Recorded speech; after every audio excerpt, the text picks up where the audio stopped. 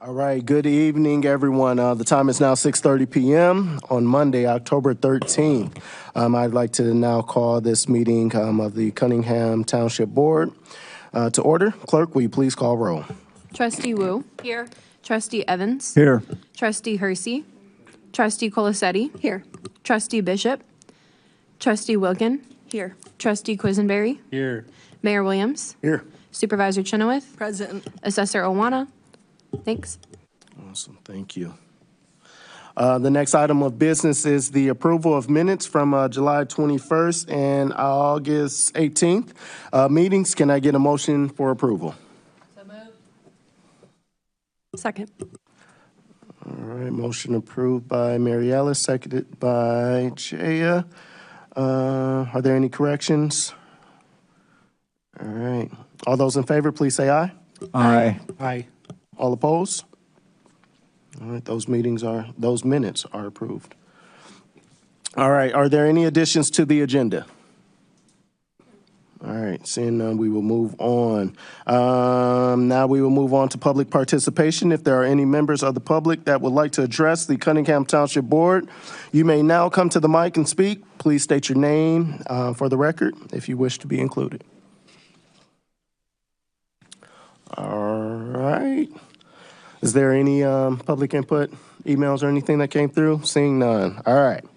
We will now move on to the committee to verify bills. So, Ms. Chenoweth, you may take the floor. Thank you and good evening. I hope some folks were able to enjoy day off. I want to first off just thank Lilia Garcia, who's our General Assistance Manager, and Bonnie Miller, who is our Education and Employment Opportunities Coordinator.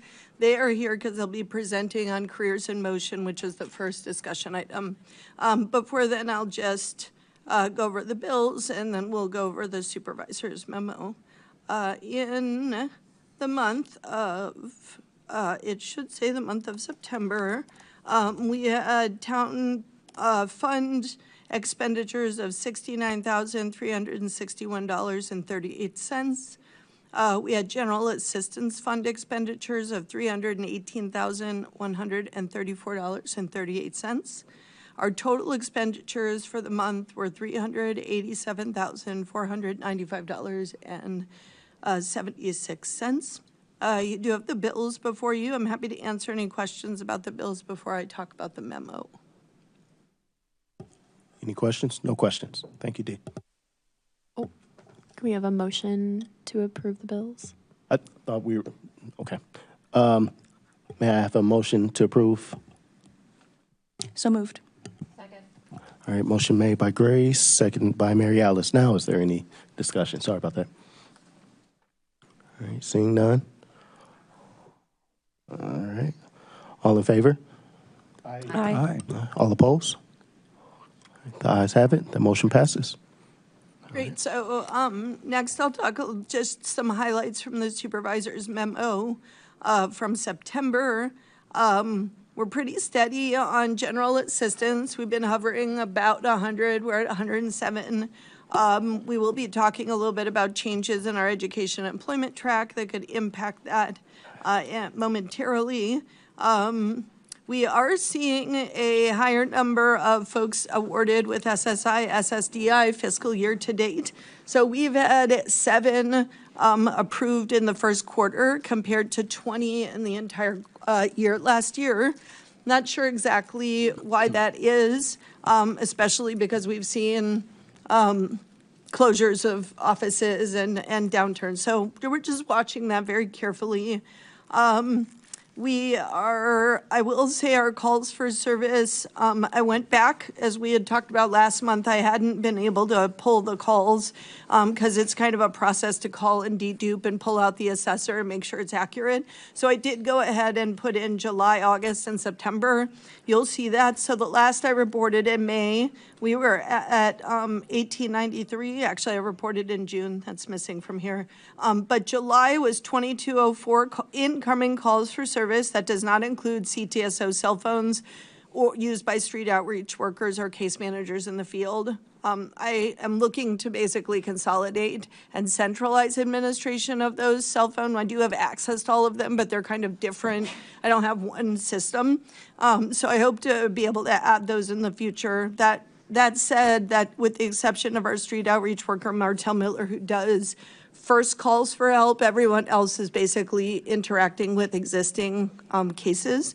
So just for our front desk, the 217-384-4144, it was 2207 in July, 1859 calls for service in August, and 1848 in September. So I went back. You can see that that's basically, it's just been really high since May. September, I did want to say as you know, we've been supporting displaced residents. We basically have moved all of the residents out of the hotel, or it's very imminent, like in the next 2 weeks. I think there's one resident whose last day is the end of October. But all of the households that had income were housed or relocated. And then we had the households with no income supported and applying for general assistance. We did have this last month one participant with a newborn child, one of the displaced residents. I want to mention that pregnant women are displaced by bad landlord behavior, and we should note that. She was supported in reunifying with family out of state. She didn't have support in the area, and so we were able to work on a relocation strategy that was smooth transition for her. We are seeing an increase in rental assistance application. That does make me concerned because typically we start seeing a kind of dips down in September, and it's heavy over the summer. So we went from 43 applications processed in August to 55 in September. So I just want to flag that. That's of concern. With utility assistance, it's very, very high, and I may need to do some additional caps. I haven't made changes to that program right now. IHEAP did open up October 1st, so I'm kind of monitoring it. We'll see what the October and November numbers look like. And then once it gets cold, the Ameren shutoffs will stop. So that should also help. But we are, as you all know, the data centers have not been friendly to our pocketbooks in the utility assistance arena.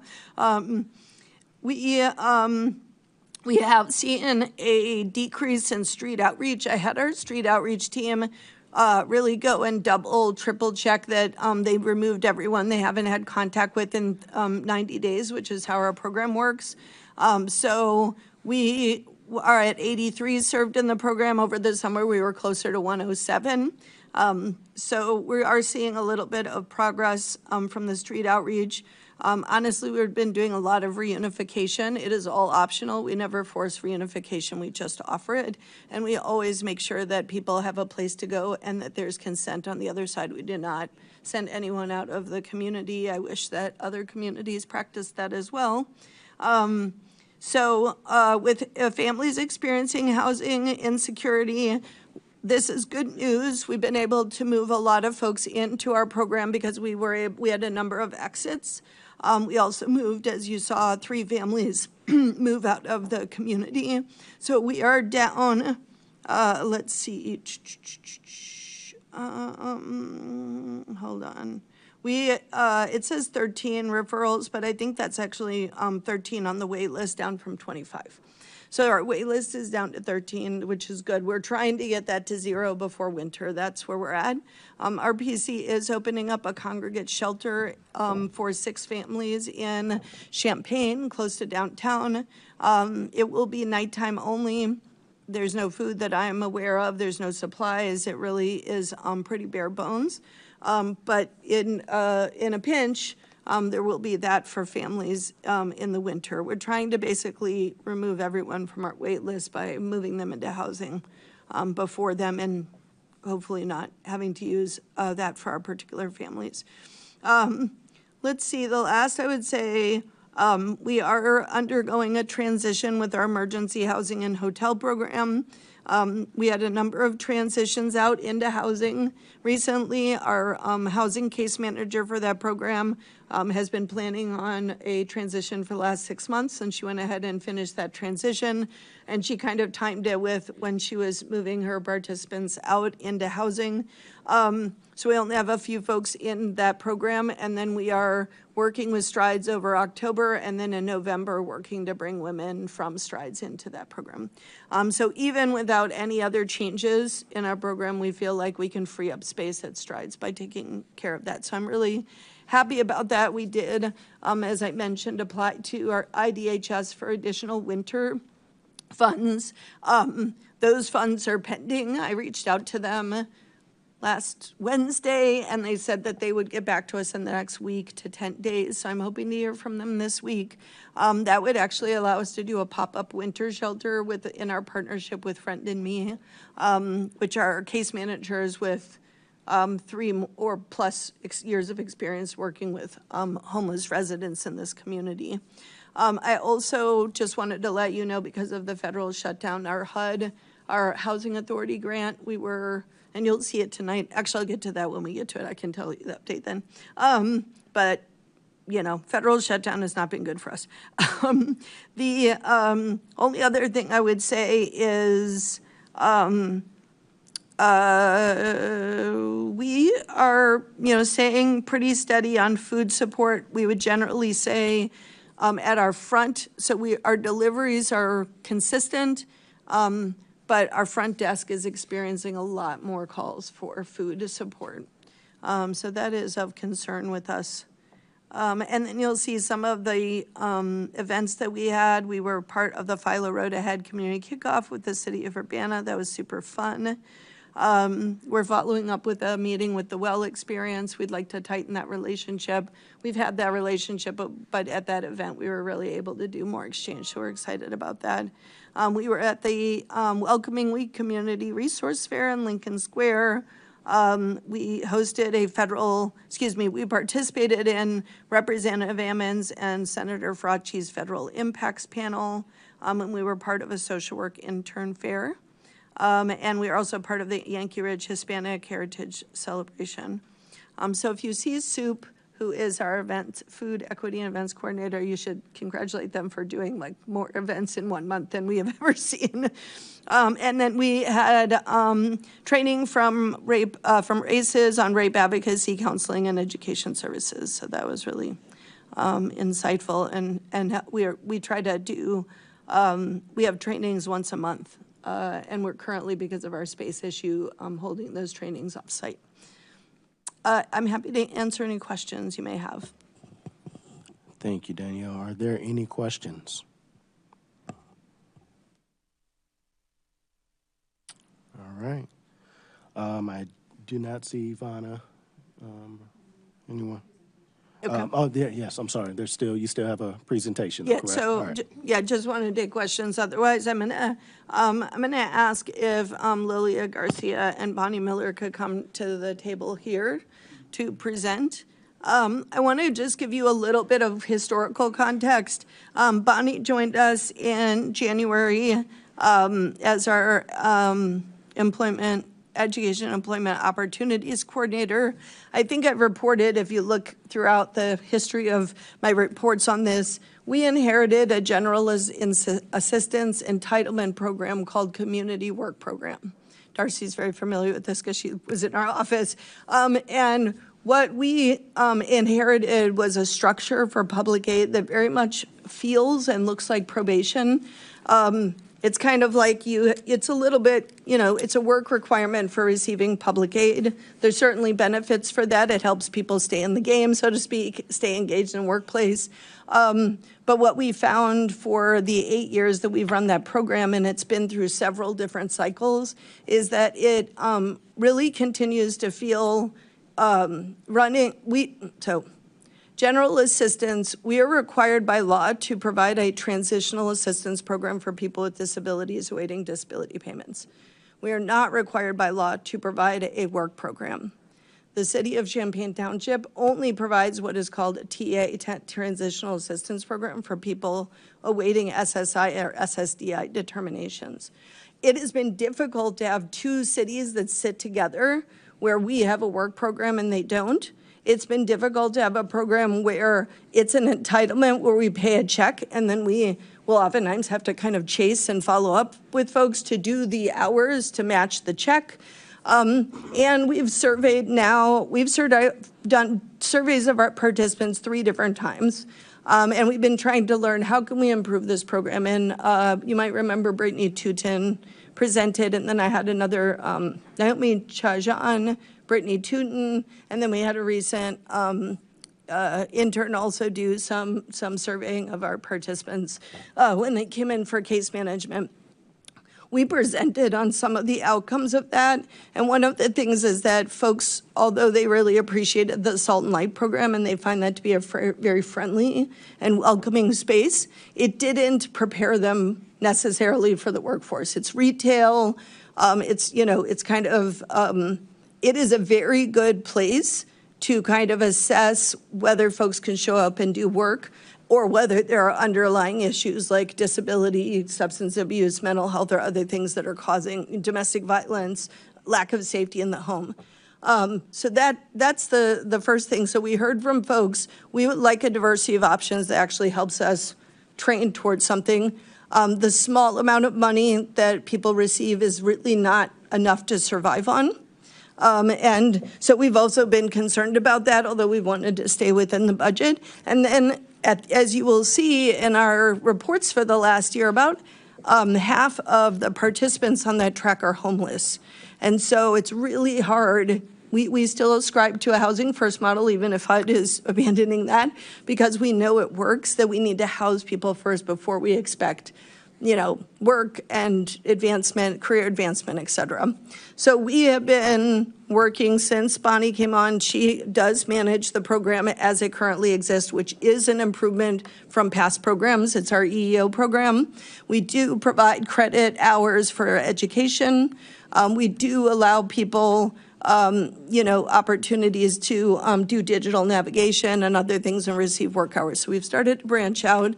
We are prepared at this point to pivot, and I just want to say it is a fundamental shift from general assistance as an entitlement to a workforce development program that you apply for.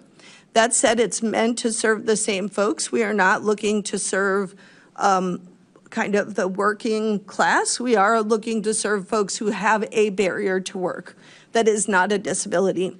Maybe they had been incarcerated, maybe they've been out of work for a while, maybe they did have a medical conditions, they're getting back into the workplace. So it's really meant for folks who didn't necessarily have a resume and background. And it's meant to provide a supportive internship where folks are paid minimum wage at 20 hours a week. So Bonnie will get into the details of what's proposed, but I just wanted to explain how we got to where we got, partly because we've really been trying to lead with the feedback we're getting from the participants in what would work best for them.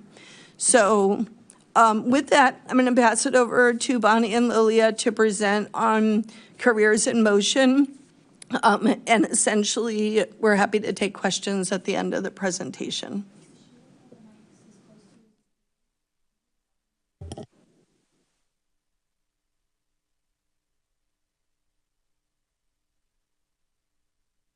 Good evening. I am Bonnie Miller, and I am the Education and Employment Coordinator. The reason why we are doing this new program is because we did find barriers to individuals that needed help. The purpose of the program, I'll go ahead and start. The purpose of the program is to help Cunningham Township residents with little or no income to gain workforce preparation, supportive services, placement at host sites, 20 hours a week paid work, and a pathway to self-sufficiency and a more stable employment. The supportive services that we're referring to, everyone is going to be able to apply for the program, but not all will be accepted. So then we would want to refer them out to different supportive services. The program overview is, it's a 12-month program funded through Township Levy which is replacing the EEO entitlement program.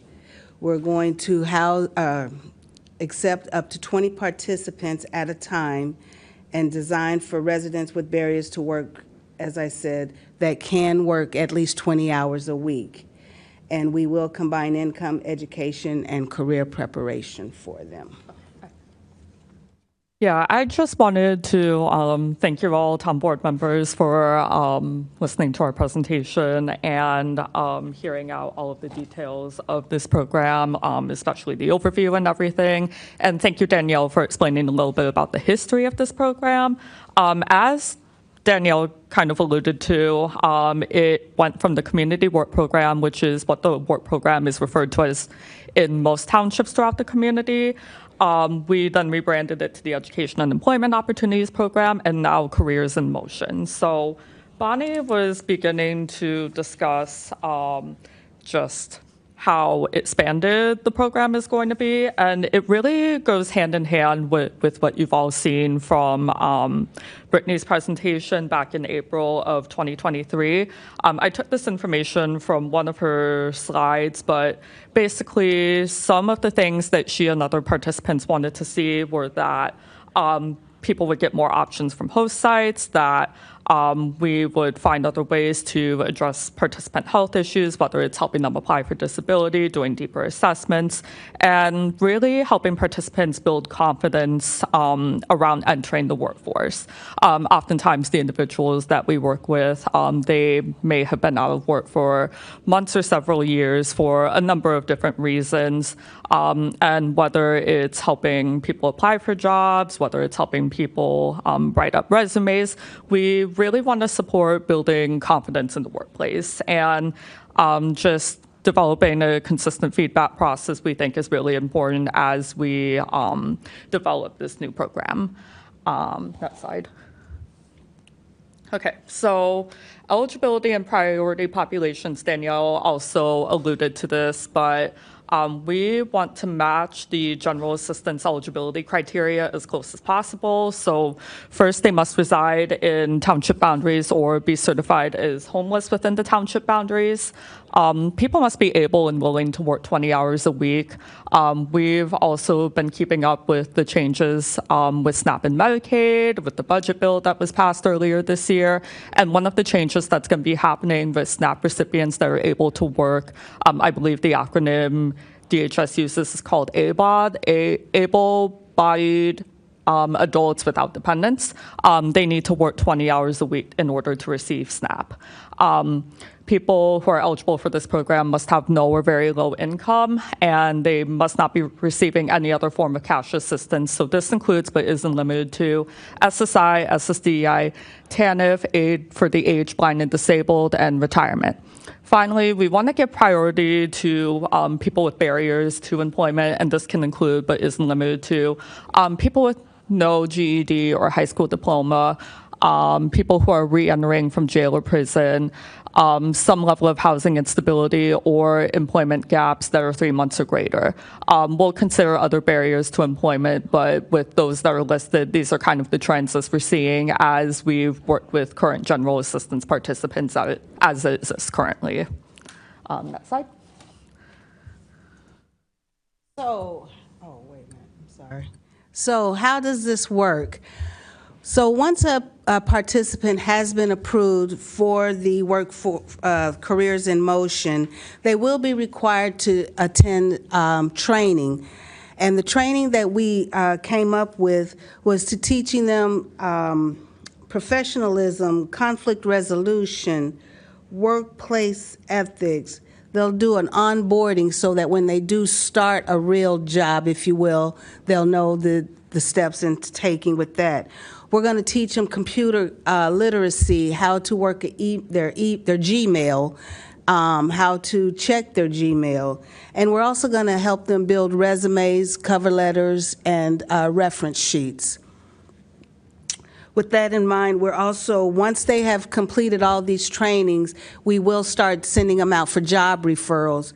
And the job referrals will go to the selected host sites that we have for them, which will coincide with what their experience could be. While they're doing the job, they will be asked to take a financial literacy program, and I know you have one that you're starting, so maybe we can collaborate and see what we could do together with that. Also, I forgot, with the conflict resolution, they'll also have to do stress and anger management so that they'll know how to conduct themselves on the job and deal with healthy relationships and having self-care, because a lot of them are homeless and don't know the ins and outs of having self-care. So that's part of the training that we'll have. Oh, you can go. So one of the things that participants have wanted from our workforce development program is more options in terms of host sites. Right now with our education and employment program, we have one host site, Salt and Light. They have been a wonderful partner. Currently, we refer all education and employment program participants to Salt and Light to work 24 hours a month. People want more options. People want to expand their skills, and we're striving to do that. This fall, we're doing outreach to multiple different host site prospects. Given that in mind, once we secure relationships with other host sites, we will be working with the participant to match them to host sites which match their interests. Afterwards, we will work with the participant on helping them prepare for interviews. Interviews can be very anxiety-inducing, especially for someone who might have been out of the workforce for several years, and so practice makes perfect. It will be all about building participant confidence throughout every step of the program. We will place the participant at a host site, and they will be working at the host site. And we'll structure the host site experience so that it's as close to a job as possible and not necessarily volunteering. There will be placement, workplace support, regular evaluation, and if there's conflict resolution, we'll work with the participant and host site to mediate that conflict as best as possible. And then finally, after they perform their service at a host site, we will support the participant in seeking work. We will support the participant as they obtain employment.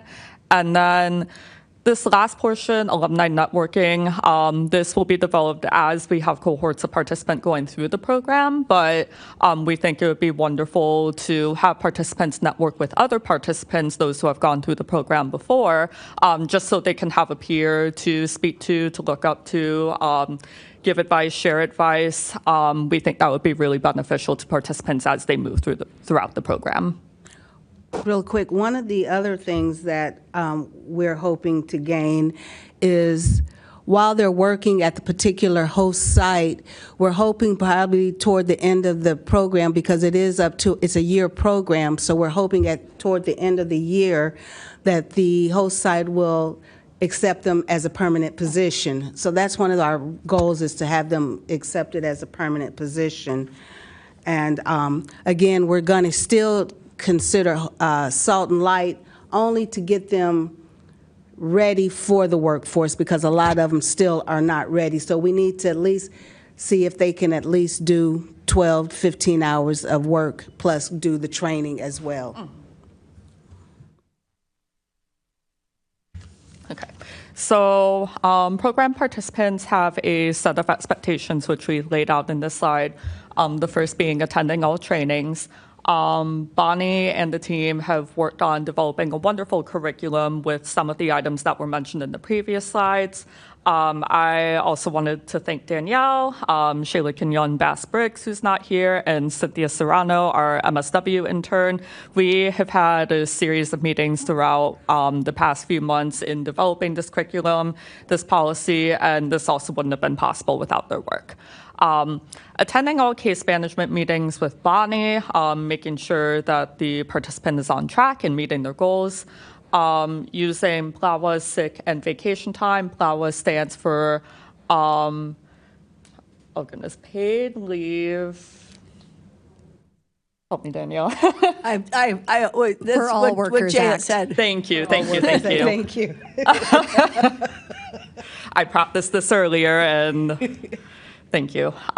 Their sick and vacation time will be guaranteed through that act, and just making sure that they're able to plan out any absences from their host site, making up any missed hours if that is applicable. We will have midterm and final evaluations with their host site just to be sure that they are on track. Conflict resolution, grievance, and appeal processes are available in case there's anything unexpected that happens throughout the participant's tenure in the program, and noncompliance with expectations can result in program exit.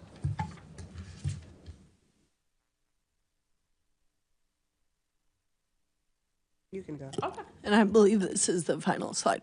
Correct? And then we'll take questions. So we've laid out a list of impacts that we intend to have with this program. Number one being overcoming barriers to employment, especially with more intensive case management and through accepting up to 20 participants.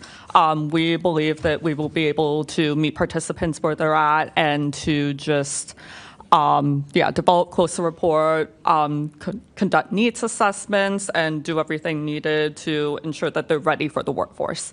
Of course, going hand in hand with the second bullet point, developing workforce skills and readiness, providing income for necessities, providing work hours sufficient to retain SNAP and Medicaid, providing work hours to host site partners and building collaboration throughout the community, supporting career exploration, building employment confidence, supporting self-sufficiency, and finally, modeling best practices for workforce development for no or very low income residents with barriers to work.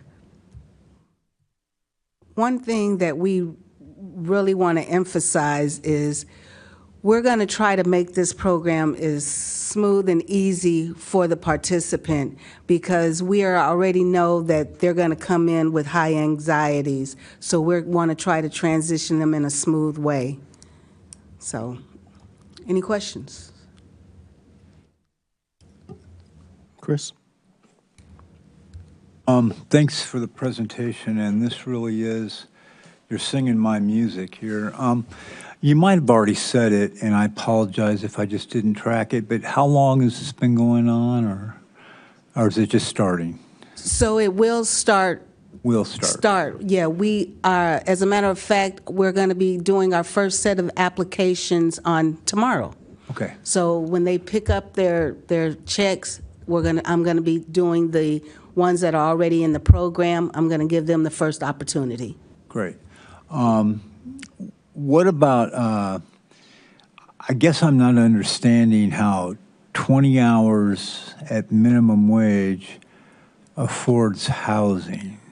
How does that work? Let me, because it's not officially part of the program, because we don't have an independent budget for it, we requested from the Housing Authority 10 units for homeless residents who are in the Careers in Motion program.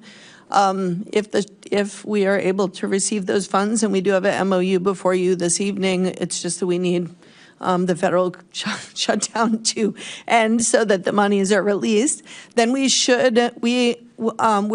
holding a landlord recruitment event on October 23rd for actually a whole set of different, like many different programs where we partner with landlords. And then we'll be moving the 10 of the participants who are homeless into housing in addition to the 20 hours a week of pay that they will receive. The others will already have some level of housing. It's usually, doubled up, friends and family, or they have a housing voucher. Okay. Recruiting more host sites beyond Salt and Light. Do you have any prospects? I know you are just getting started with that, and I know you got plenty to do besides that, but I guess the concern would be, can we, if participants want a diversified opportunity toward different kinds of, go ahead and address it, Bonnie. Oh, do you want me to answer? Sure, go ahead. Well, we are looking at host sites that are nonprofit, if you will. One of the ones that we are looking at is like Solidarity Gardens, First Followers. We're talking with Urbana Free Library. Urbana Free Library. Sola Farms has shown interest in participating. Again, we don't have MOUs, so I'm saying these are folks who either have approached us as we've discussed or we've approached them, so there are conversations in motion.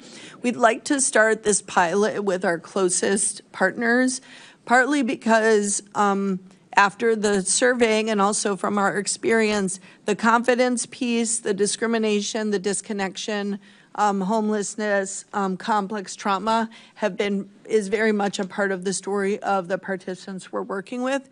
So we would like to provide spaces where there's already some level of experience working with those participants. We've been asked, there are folks, so when we did the survey, and Lily may have this information, but they were interested in technology, so they could be in our Digital Navigators program, and at the help desk, they're interested in outdoor work, landscaping, that could be at Sola Gradia Farms with some connection to Solidarity Gardens through that. A lot of folks are interested in helping professions and being supportive of others, so especially those where conviction or arrest may be a part of their barrier to employment. We've already met with First Followers, very interested in working with them and being a placement site. So basically, and we'd be open to working with the city of Urbana, and there was a period of time with the former leadership at the Park District where they were interested. So this month my job is to recruit host sites, and their job is to recruit participants. And so by the end, we'll be bringing MOUs to you in November for us, and we won't be doing placements at the host sites until January. So we have a little bit of time. Last question. So who pays the minimum wage? The host site, or are you funded? We do. You do? Yeah, so in the pilot, we're paying 100% of the 20 hours a week for 10 months. So there's 2 months of prep, 10 months of basically an internship, so to speak. And we're using that term to signal to the host site, this is a supportive work environment where there's an educational component. It's not just labor time, right? So it should be simpler that way. And I'm developing the MOU now from some of the models that I've seen for the host sites. Thank you. Grace? Thanks. Thanks so much for the presentation. I think it totally makes sense to diversify the workforce options. Just wanted to understand things. So I was going to say some things and make sure that this is correct, and a question or two in there.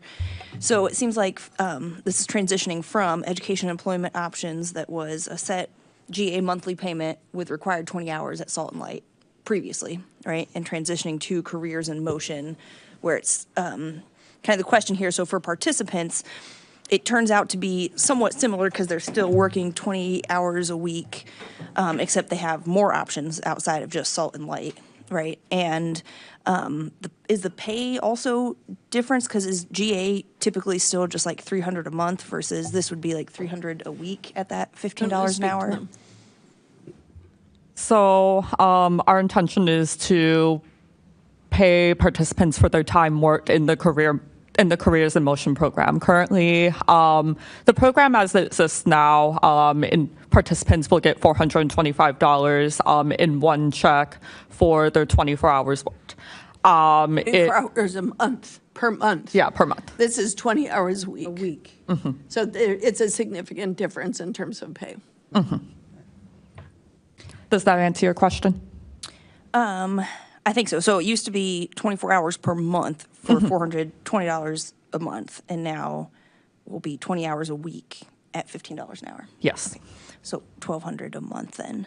Right. And that's already in the budget stuff worked out for that difference in payment? We have budgeted, I was just pulling this up, so we budgeted $288,000 for 20 people, 48 weeks, $20 hours a week at $15 an hour. And we don't anticipate minimum wage going up in January. I looked into it. If it does, we would be paying minimum wage, and I think we'd still be fine. And how many participants did you say that would 20. serve? 20. Awesome. Thank you. Looking forward to updates and MOUs and stuff. Thanks for the creative work on it. Ms. Bonnie, I'll now jump to you. Ms. Bonnie and Lilia. Yeah. All right, I was shooting a shot in the dark. I knew it was so close. I just want to say thank you, for kind of leading the way in this. Obviously, I know Miss Bonnie more so, but this type of work is close to my heart. So if there is any way I can be of, service or assistance, please let me know. I don't want to speak, or put the cart before the horse, but if we can, from, my standpoint, would love to, be of help and service. But I just want to say thank you for leading the way and Township Supervisor Chenoweth, thank you for leading the way, in this journey. So appreciate you all. Mary Alice. A lot of what you described makes a lot of sense to me. And I was kind of interested in kind of one of those first steps in addition to the training is having them kind of start to work for, it sounds like 2 months at Salt and Light. Is that right? That's the goal, because I think we need to get them able to get a feel of, okay, I got to get up, I got to go to work. Right, So we're right. trying to just get them in that motion. And then if they complete all of their training within that 2 months, then we'll be ready to move forward with them.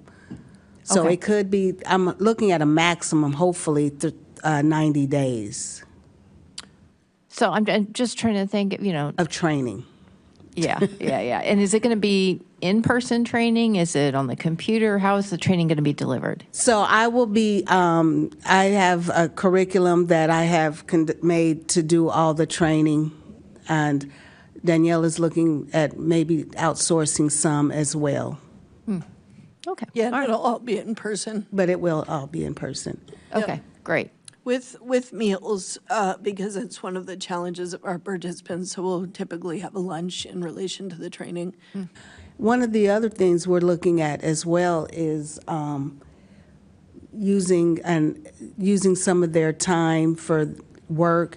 If there's any career fairs, that we'll be taking them to the career fairs and letting them reach out with their resumes at career fairs as well. Gotcha. All right, thank you. You're welcome. Jaya? Yeah, thank you for the presentation. It's really cool to see how that conversation we did have a few years ago of what participants were saying they wanted. To see this evolution is great. Going back to PLAWA, our favorite acronym, I was a little bit curious about that because I think it was mentioned that PLAWA would kind of fill the role for any sick time and things like that. I think it only requires about 5 days. So I guess I'm just curious, what would be the implications if there was a participant who got sick and burned through all that time but had every intention of complying with the other aspects of the program? We discussed that because we work with a lot of folks who are in between being able to go to work on a daily basis with full health and folks who really would qualify for disability. And there is a process for participants to, in some ways, be ready to apply for disability. It's part of the 2-month process of doing the training and going to Salt and Light and getting to know them and developing a rapport to see if maybe applying for disability would be a better option. I think there tends to be an ideology that everyone's just rushing to disability. Our experience is that people really struggle with accepting when they're not able to work. And they really struggle with that piece. And so we're trying to provide kind of a gentle space for that. So PLAWA would be in effect. It's 1 hour for every 40 hours worked. So they basically get an hour every two weeks. We understand that may not be sufficient. So within the policy we've developed, we'll also allow makeup. So essentially we'll provide, kind of flexing hours as long as folks are in contact with our case manager and with the host site, and we'll be in the MOU, it'll be clear that people are allowed to flex their hours if they communicate up front. Obviously, if they're in the hospital, they would show medical verification of that after the fact. So, but, we'd be working with them to be able to make up those hours and still be able to be paid in full. Yep. All right. Are there any other questions, concerns, thoughts? Thank you, ladies, so much. Thank you. Thank you, Botany. Thank you, Lily. Thank you. Our we work with very vulnerable participants. Our general assistance team really has developed a lot of competence and care for participants in need. So I appreciate you both. All right. And I think that concludes the reports of officers. Thank you, Danielle. Appreciate you. Next is unfinished business, which there is no unfinished business. So now we will move on to new business. The first item is ordinance T 2025-10-003, an ordinance levying taxes for 2025 collectible 2026 for town board approval. Ms. Danielle. Help me out, clerk, because I have to remember this every year. I believe what we're doing is, I brought this a month early because I was concerned perhaps about quorum. So I just wanted to see if we could get it going. We did it at the Public Health Board as well. It's basically truth in taxation. What we do is we put forward an ordinance levying taxes for 2025 collectible and 2026. I believe that's correct. That would essentially is over the amount we'll actually be able to collect, and then we'll be capped through the extension process. So I believe what we need to do is to put it on file. Okay, the clerk can direct us from here. I don't think we're passing it tonight. I think we're looking to pass it in November. Correct, because we will have a public hearing since we are exceeding the allowable 105% over the prior year. This evening before you is basically the consideration of putting it on file for 30 days for public inspection.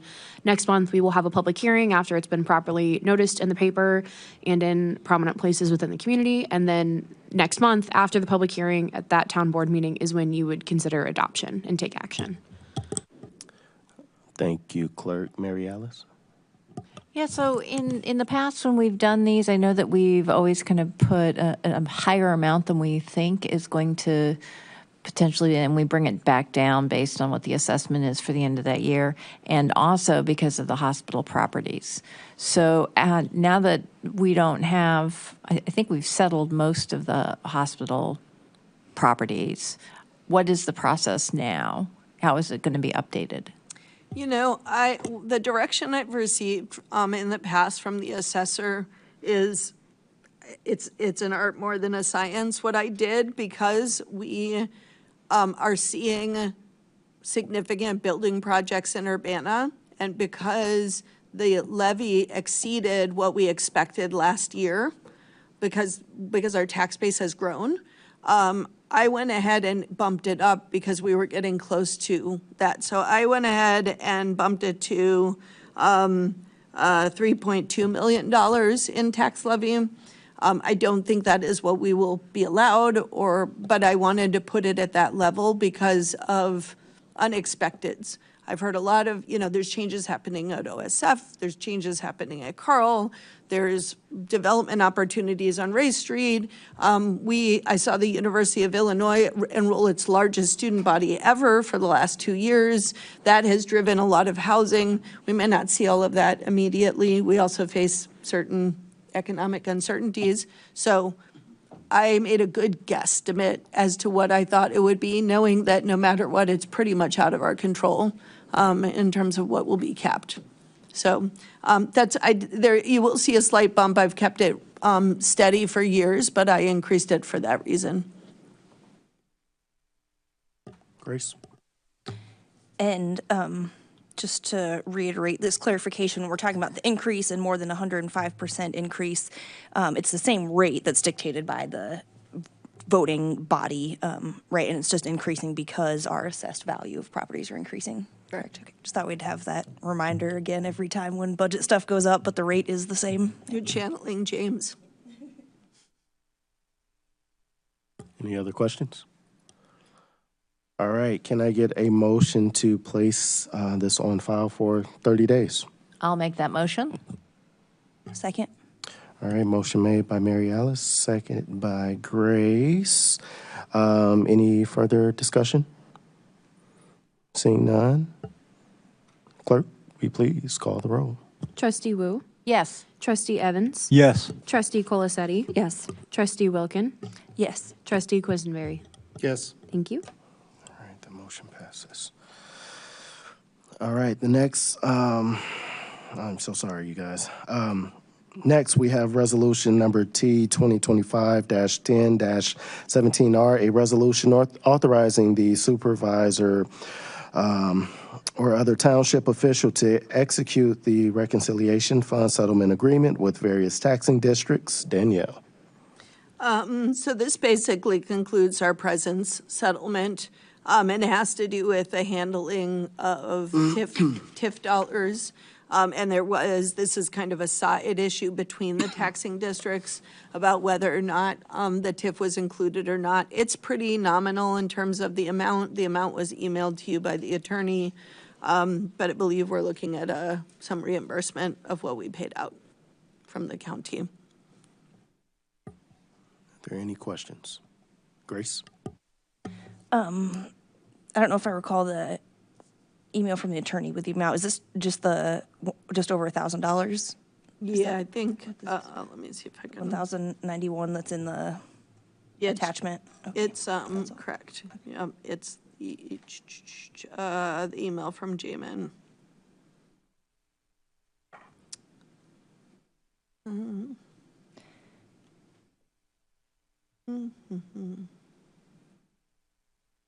Okay. Yeah, it is, distribution is, let's see. Yeah, 1,091. Okay.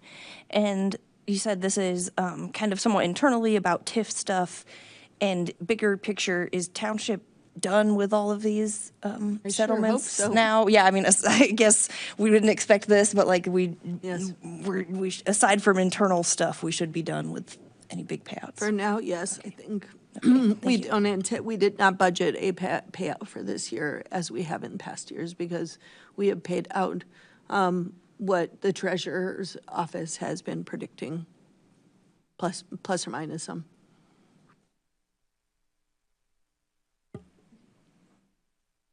Any other questions?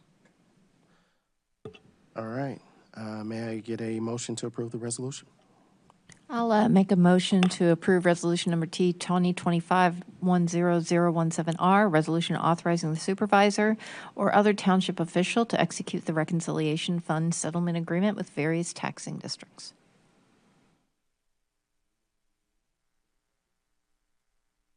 Second.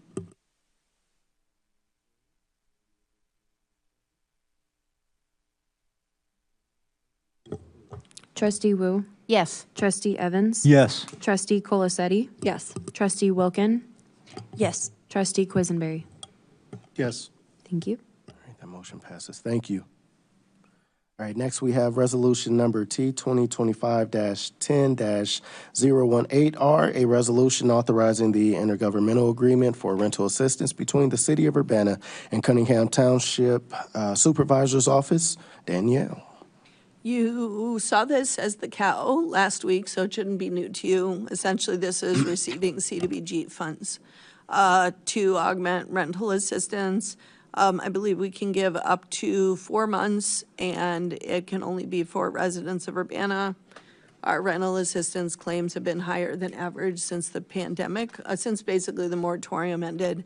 And so this will allow us to hopefully not exceed our budget as we have in past years. Happy to answer any questions you have. Are there any questions? Grace. Definitely appreciate getting this money out, and thank you for getting it where it's needed at Township.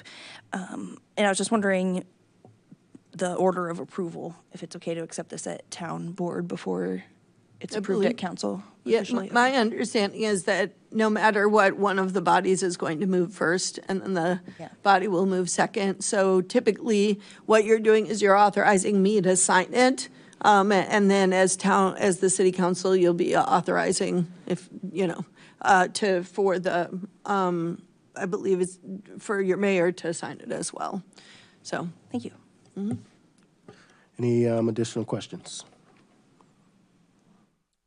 Seeing none, can I get a motion? I'll take this one. Do move resolution number T-2025-10-018R, resolution authorizing the execution of an intergovernmental agreement for rental assistance between the City of Urbana and Cunningham Township Supervisor's Office. Motion made by Grace, seconded by Mary Alice. Any additional questions? All right, seeing none, clerk, will you please call the roll? Trustee Wu, Yes. Trustee Evans, Yes. Trustee Colasetti, Yes. Trustee Wilkin, Yes. Trustee Quisenberry. Yes. Thank you. Thank you. That motion passes. All right. Next, we have resolution number T-2025-10-010R, a resolution authorizing supervisor to sign a memorandum of understanding with the Housing Authority of Champaign County Emergency Housing Support Services. Danielle. Yeah, so you will see, just pulling it up, essentially, there was placed in the Move to Work program, which was already approved by HUD, the ability for the Housing Authority to support, I'm looking for the name of it, Emergency Housing Support Services. They set aside $1 million to do that, and they had a competitive process. We applied, and their board has already approved the attached memorandum of understanding for $367,760 in support. And essentially, I'm going to go ahead and continue to move forward with this. We won't be able to spend the money until we receive, basically, they receive HUD authorization. And we will have until December 31st to spend. So I'm already, the bigger issue is how do you spend that much money in a short time frame? As you saw, we spent about that in 1 month in general assistance last month. So we are capable of doing that, but we have in the budget money for extra help for trained bookkeepers, and we're going to need bookkeeping support. So we already had budgeted a winter expansion, so to speak, both for the shelter and for this.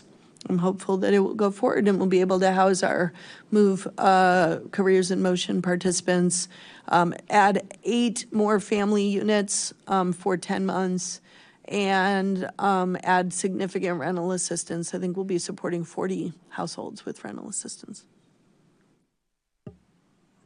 Thank you, Danielle. Are there any questions? All right, seeing no questions, may I have a motion to approve? I move approval of resolution number T-25-10-019R, resolution authorizing the supervisor to sign a memorandum of understanding with the Housing Authority of Champaign County Emergency Housing Support Services. All right, motion made by Grace, seconded by Mary Alice. Any further discussion? Grace. Just say thanks for seeking and getting this opportunity. That's a huge amount of money, and yeah, good luck. Hopefully all works out and getting it out in that short turnaround time. So thank you. If we get both the ETH money and this money, we will have raised $800,000 in 4 weeks. Wow. Of work. So I want to thank the team and especially the leadership team for taking work off my plate so I can focus on fundraising. This is a good use of my time. Awesome. All right. Seeing no further questions or discussion, clerk, will you please call the roll? Trustee Wu, Yes. Trustee Evans, Yes. Trustee Colasetti, Yes. Trustee Wilkin, Yes. Trustee Quisenberry. Yes. Thank you. All right, thank you. That motion passes. All right, with no further business before the body, this meeting is adjourned. We will take a quick 5-minute and jump right into City Council. Thank you.